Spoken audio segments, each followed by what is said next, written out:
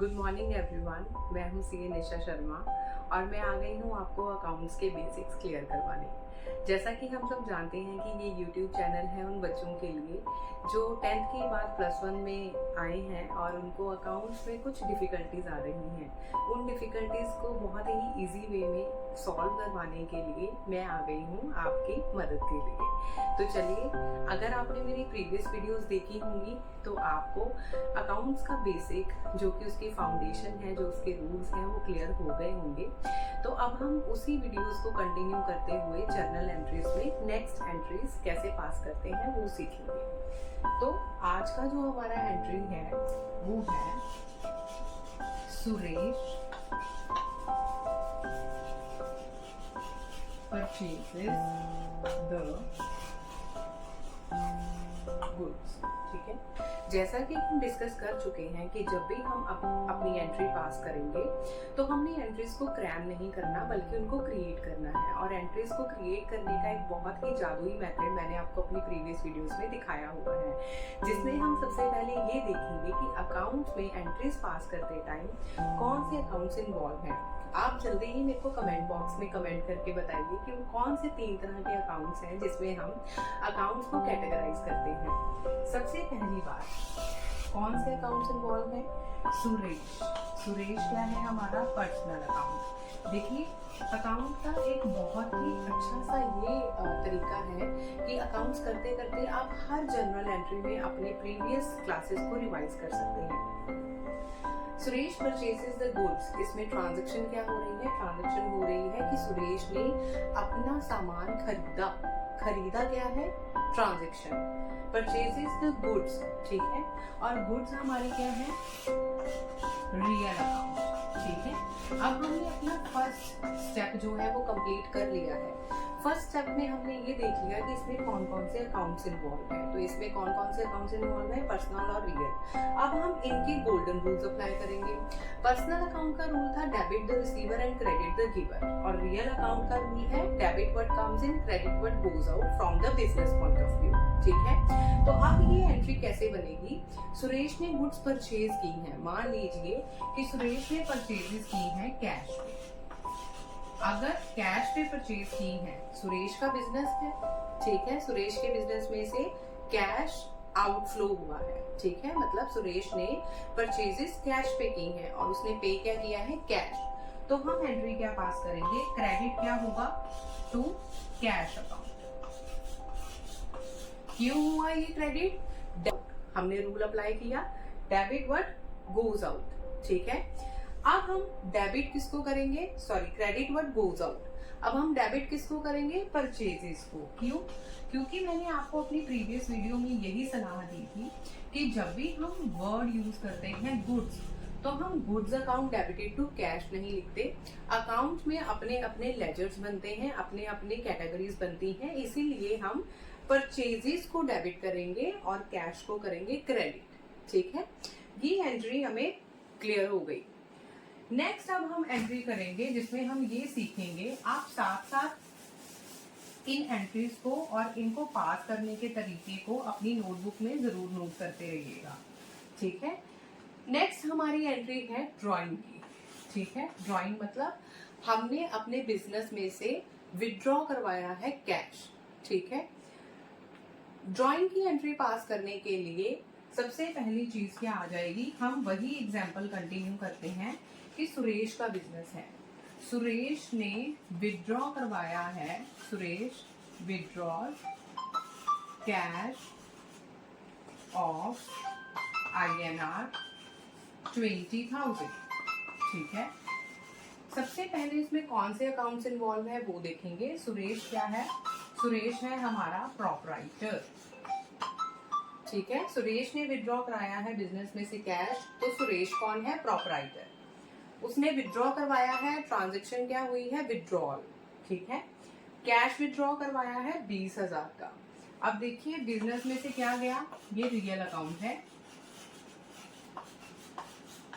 ठीक है, और ड्राइंग मतलब हमने विड्रॉ करवाया है तो वो हमारी क्या कंसीडर की जाएगी? ड्राइंग, जैसा कि हमने अपनी फर्स्ट क्लास में पढ़ा था।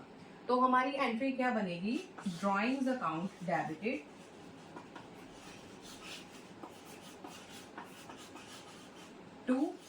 कैश अकाउंट, क्योंकि बिजनेस में से कैश आउटफ्लो हुआ है। तो बिजनेस में से कैश आउटफ्लो हुआ है का मतलब कि बिजनेस में से कैश गया। Cash is a real account और रियल अकाउंट का रूल होता है debit what goes out. Simple सा फंडा है। आप टू कैश पहले भी लिख सकते हैं और बचा क्या, ड्रॉइंग्स, तो हम ड्रॉइंग्स को क्या कर देंगे, डेबिट। ठीक है, आप काइंडली ये एंट्रीज साथ साथ अपनी नोटबुक में नोट करते जाइए। और इन केस अगर आपको किसी भी एंट्री को पास करने में परेशानी आती है तो आप कमेंट बॉक्स में जाके कमेंट कर सकते हैं, ताकि मैं उसका रिप्लाई करके आपका डाउट क्लियर कर सकूं। ठीक हो गया।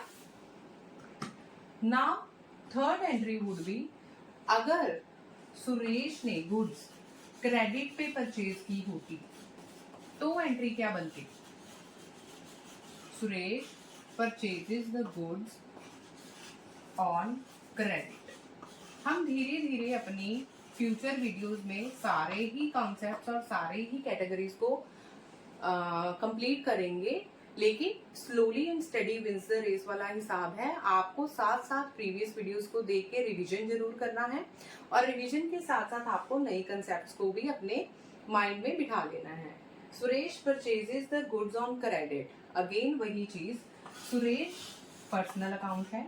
हम सबसे पहले कौन से अकाउंट्स इन्वॉल्व हैं उनको रिकॉग्नाइज करेंगे। गुड्स बिजनेस पे चीजें खरीदी हैं, उधार पे चीजें खरीदी हैं, तो क्या हुआ है, उधार पे चीजें खरीदने का मतलब ये हो गया परचेज की है ऑन क्रेडिट पे, तो हमारे बिजनेस में एंटर हुई हैं गुड्स। ठीक है, क्रेडिट पे अगर उसने गुड्स परचेज की हैं, इसका मतलब कि क्रेडिटर्स आ गए फ्रेम में, उसने अभी तक पेमेंट नहीं की।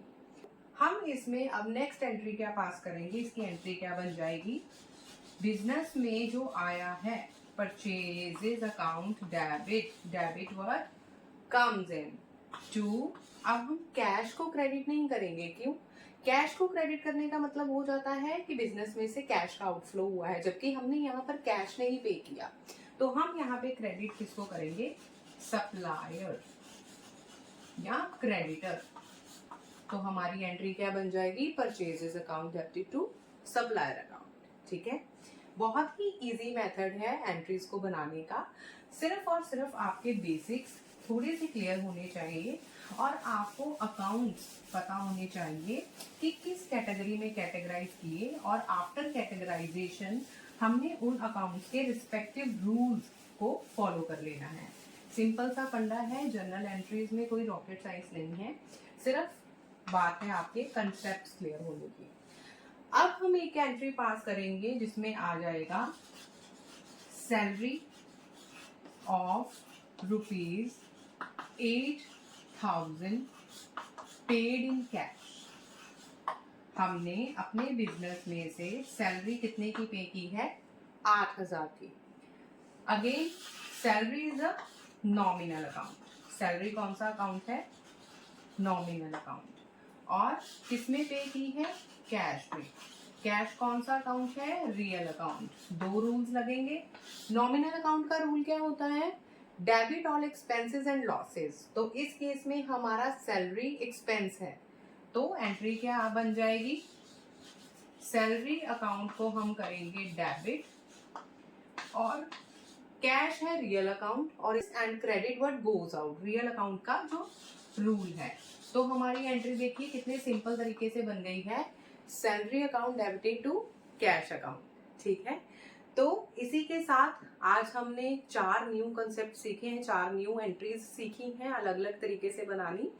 तो मैं आपसे इसी के साथ इजाजत चाहूंगी, लेकिन उससे पहले सिर्फ एक ही रिक्वेस्ट करना चाहूंगी कि आप मेरी वीडियोस को सब्सक्राइब जरूर करें, लाइक जरूर करें, क्योंकि धीरे धीरे ही आप अगर अपने कंसेप्ट क्लियर कर पाएं, अपनी बेसिक फाउंडेशन क्लियर कर पाएं, तो जब भी आप नई क्लासेस में जाएंगे after clearing your +1, when you will be jumping into +2, then it will be very beneficial for you if your concepts and your basics got cleared. Okay, so मैं आपको सिर्फ यही कहना चाहती हूँ कि आप YouTube चैनल सब्सक्राइब कीजिए और आने वाली नोटिफिकेशन से अवेयर रहिए। ठीक है, थैंक यू सो मच। लेकिन जाने से पहले आज के ज्ञान की बात, आज के ज्ञान की बात सिर्फ यही है कि फोकस्ड रहिए, टारगेट अपना निश्चित डिटर्मिन्ड रखिए। जब भी आप किसी चीज़ के लिए कार्यरत रहते हैं, फोकस्ड रहते हैं, डिटर्मिन्ड रहते हैं, तो वो चीज़ टाइम ज़रूर लेती है लेकिन कंप्लीट भी हो जाती है, और जब कंप्लीट होती है तो हमें एक अलग लेवल की सेटिस्फेक्शन मिलती है। तो इसीलिए जब भी आप अपने माइंड में कुछ गोल डिटर्मिन करते हैं, कुछ भी, चाहे वो आपकी पर्सनल लाइफ में हो या आप स्टडी को अगर बेस लेके चलते हैं, तो आप किसी भी मंजिल में पहुंच सकते हैं, लेकिन उसके लिए आपकी डिटर्मिनेशन, कंसिस्टेंसी और आपका हार्ड वर्क मैटर करता है। धन्यवाद।